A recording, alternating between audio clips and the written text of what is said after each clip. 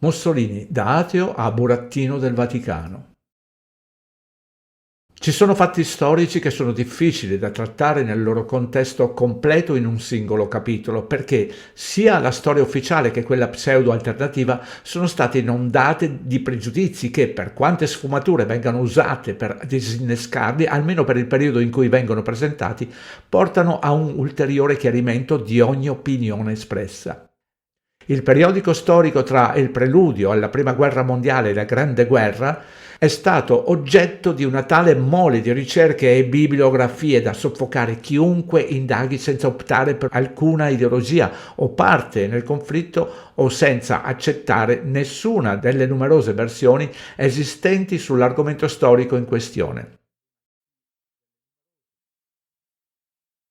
In relazione alla neonata Italia unificata e con un monarca al fronte, un'azione intrapresa dalla famiglia Savoia della nobiltà nera e dal loro mentore Giuseppe Mazzini al fianco di Garibaldi, subito dopo la fine della Prima Guerra Mondiale irruppe sulla scena politica il militare Benito Mussolini, di formazione marxista, che aveva un progetto socialista per l'Italia, con un governo iniziale che comprendeva una minoranza di membri con un profilo fascista.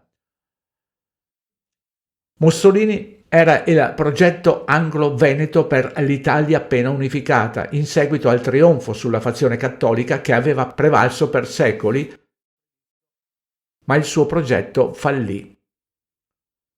A partire dal 1925 il governo di Mussolini divenne un regime totalitario, innescando uno scontro con la massoneria di natura prevalentemente anglo-veneta, che inizialmente aveva sostenuto, come era logico, il progetto socialista di Mussolini per considerarlo di natura liberale, in linea con la natura borghese che in realtà significa la massoneria.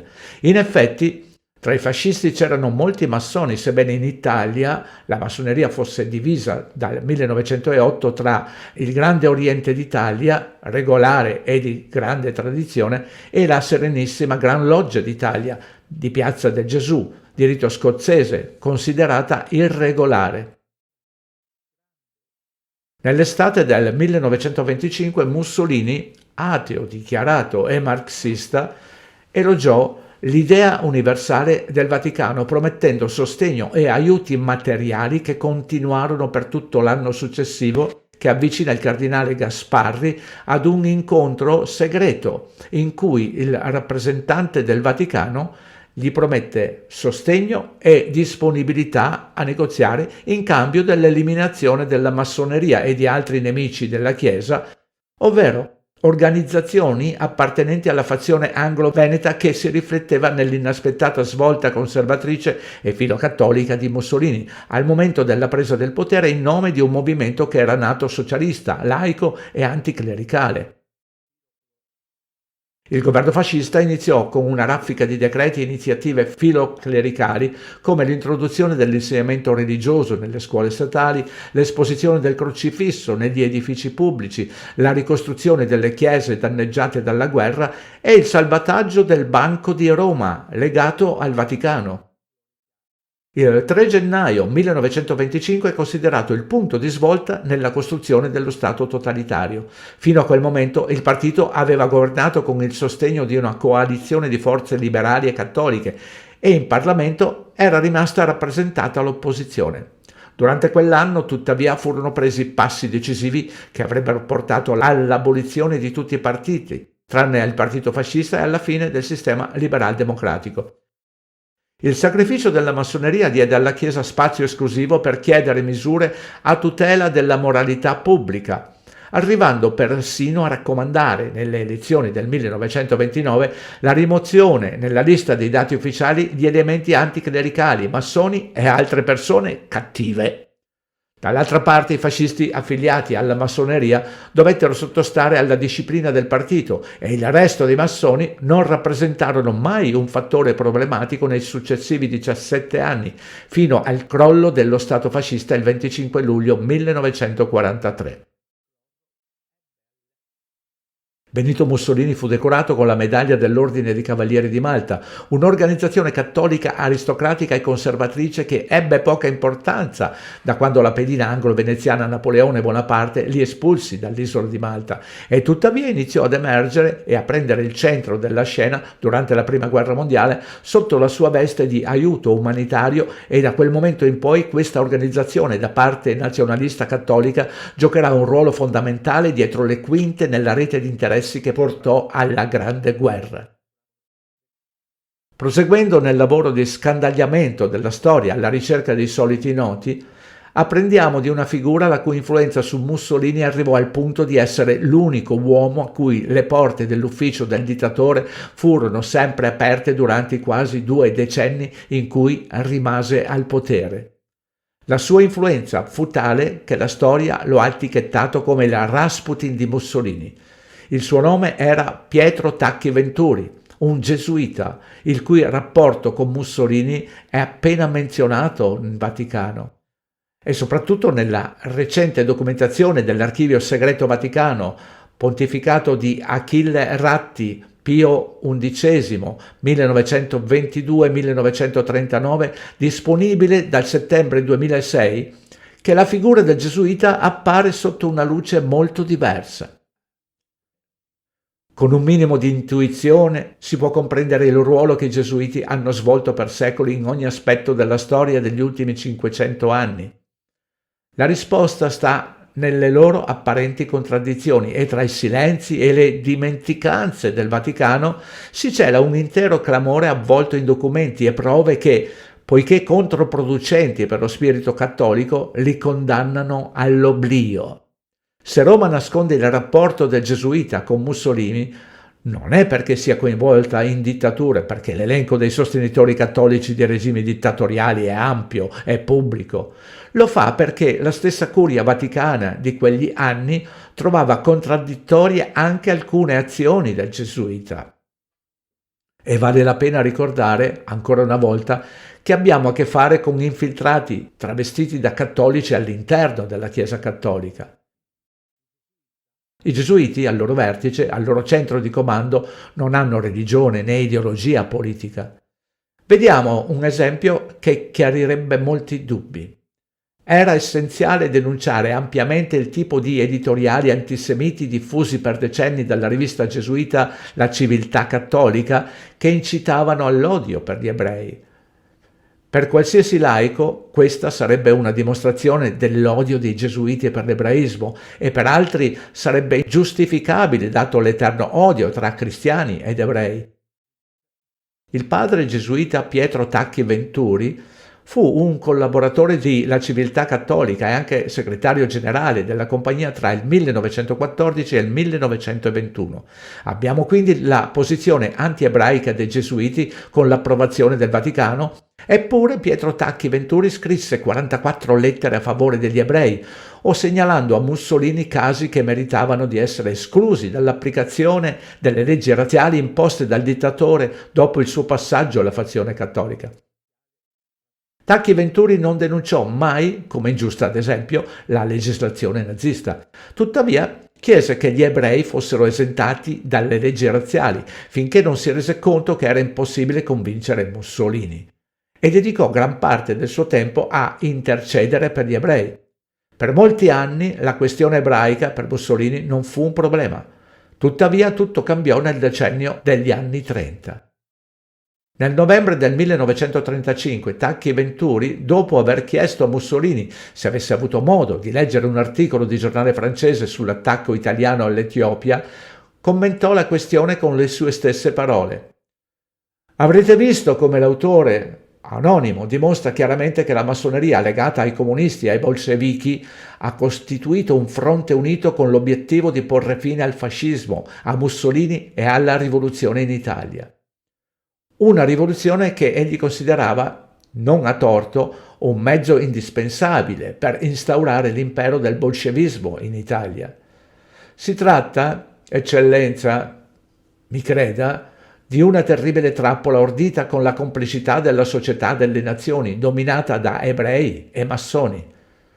L'onorevole Mussolini, scrive ancora Tacchi Venturi nei suoi appunti inediti, che oggi possiamo leggere tra le carte dell'Archivio Segreto Vaticano, mi ascoltò serio e taciturno, poi quasi bruscamente disse: «Se vogliono la guerra, la avranno».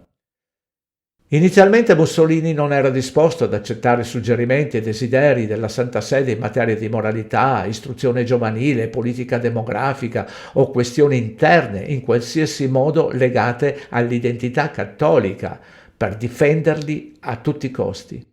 Nel marzo 1937 Tacchi Venturi scrisse a Eugenio Pacelli: «Post oscula pedum».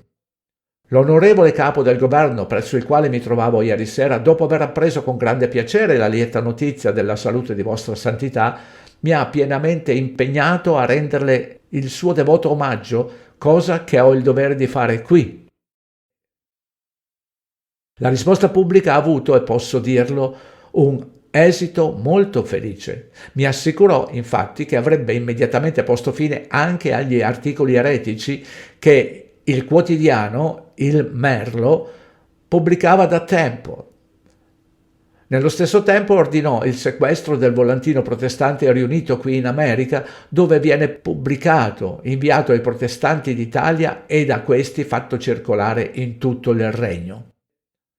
Venne a conoscenza di un ordine impartito in mia presenza che intimava alle forze armate dell'Africa orientale di osservare le norme che proibiscono la blasfemia.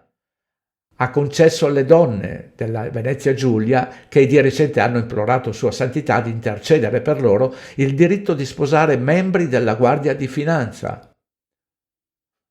Agli Emos. L'arcivescovo di Milano ha concesso piena libertà di smembrare le parrocchie, anche senza il consenso dei parroci della parrocchia da smembrare, consenso che i parroci, ovviamente, il più delle volte negano. In breve, un progetto politico di matrice liberale senza alcuna intenzione di perseguitare gli ebrei, né di chiudere logge, né tantomeno di esercitare politiche religiose, finì per imporre un partito unico, avvicinarsi a Hitler, chiudere logge, perseguitare gli ebrei e proclamare la creazione di un nuovo impero romano in tutto il Mediterraneo e a sud fino allo stesso Kenya. È l'esempio personificato di un burattino, come ce ne sono stati molti nella storia. E in mezzo un gesuita.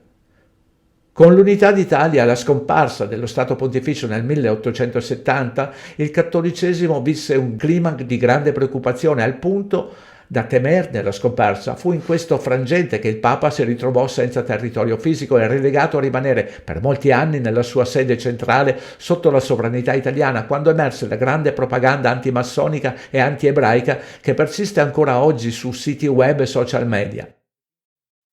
L'11, data ricorrente e simbolica, nel mese di febbraio 1929, Papa Pio XI e Benito Mussolini firmarono i Patti Lateranensi o Patti Lateranesi, in virtù dei quali la Chiesa riconobbe l'Italia come Stato sovrano e la Chiesa fece lo stesso con la Città del Vaticano. Ciò significò l'indipendenza politica della Santa Sede dal Regno d'Italia come Stato sovrano, nonché il pieno ripristino dei rapporti tra i rappresentanti dell'Italia e la Chiesa Cattolica, interrotti dal 1870. Allo Stato della Città del Vaticano furono assegnati 44 ettari della città di Roma, nell'area degli storici palazzi papali sul Colle Vaticano.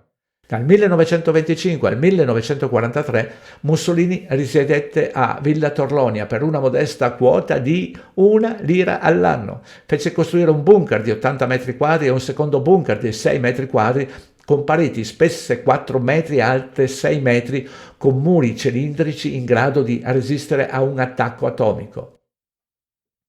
La famiglia Torlonia, appartenente alla nobiltà nera, acquisì un'enorme fortuna nel XVIII e XIX secolo attraverso la sua amministrazione delle finanze del Vaticano e fu una delle poche famiglie aristocratiche italiane sopravvissute alla ricostruzione della corte pontificia da parte degli anglo-veneziani con il motu proprio Pontifical Domus. Oggi le uniche onorificenze ereditarie ancora in uso in Vaticano sono quelle del principe ereditario assistente al soglio pontificio, detenute dai Torlonia. Questa famiglia è strettamente imparentata con i Savoia che contribuirono alla creazione dello Stato italiano e si imparentarono con la famiglia dei banchieri Borghese che insediò un papa della loro famiglia in Vaticano, Paolo V, e 4 cardinali. Si tratta quindi di una famiglia della cosiddetta nobiltà nera, il cui ruolo in questo intero processo storico è noto, ma difficile da collocare correttamente perché tra le linee papali e l'aristocrazia europea in generale scelsero di anteporre il loro status sociale privilegiato alla sconfitta dei vecchi poteri nazionalcattolici che avevano così tanto fruttato loro in passato. Mussolini fu un fallimento da parte degli anglo-veneziani e un trionfo da parte nazional-cattolica, che lo distolse dal suo progetto iniziale. E in mezzo c'erano i gesuiti, che avevano bisogno sia del potere nazionale del cattolicesimo come l'anglo-sionismo veneziano per il futuro confronto della Grande Guerra.